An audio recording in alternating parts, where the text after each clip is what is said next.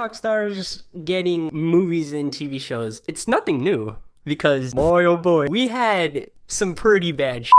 We had 2 shows on Nickelodeon that starred Fred. This is amazing! Except one wasn't necessarily Fred himself, it was a character named Marvin. You remember that show? It's so stupid, I didn't laugh once. Cause what were they thinking? They really thought that it was gonna be some big shot. Like many. I remember watching Fred with my sister. But the this is what we watched. This is what we thought was funny. Hard to believe though, he still holds the first record for being the first channel to reach 1 million. Remember when he was on iCarly? The whole series has been completely washed out of my mind. I'm sure it has for you since, well, the last video that had anything to do with Fred was like made before 2015. I thought it would be funny to just go through a few of these shows and see how they hold up. Or more realistically, as you can already guess, how bad they hold up. While we're on the topic,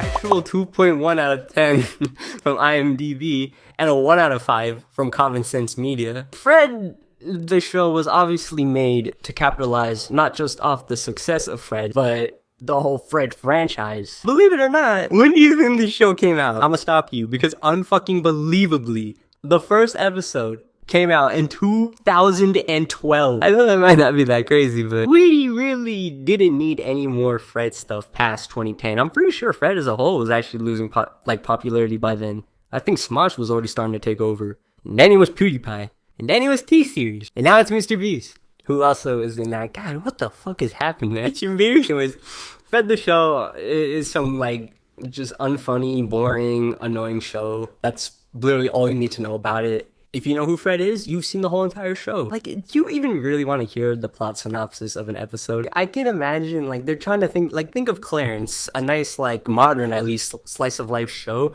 I feel like they were trying to, like, you know, give off that kind of vibe. But first of all, they fail because we're talking about Fred, the high-pitched screaming boy, the guy who's literally known for his annoying voice. I don't think anything to do with Fred would be fun. Or it's a pretty long bio too for a shitty show that only lasted like less than a season. Did they even make him past the fucking pilot? I just remember seeing like one promo for it and that's it. Never heard from it since.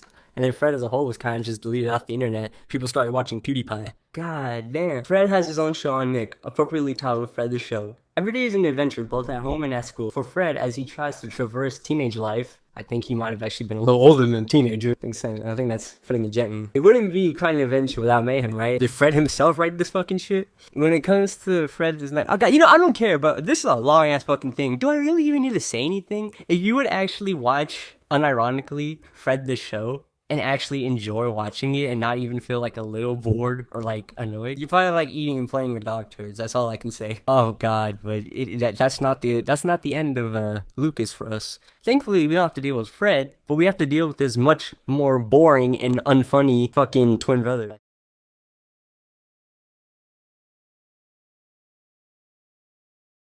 Marvin was a pathetic excuse to what it seemed like reviving the Fred character. 2 obviously failed levels. I'm pretty sure this show lasted even less episodes than Fred the Show. Nothing that I say even matters. You know the show and it got canceled because of how it is. But the important thing is to just know that things weren't that much different back then. Although Lucas had it pretty good because at least his reputation isn't completely down the drain.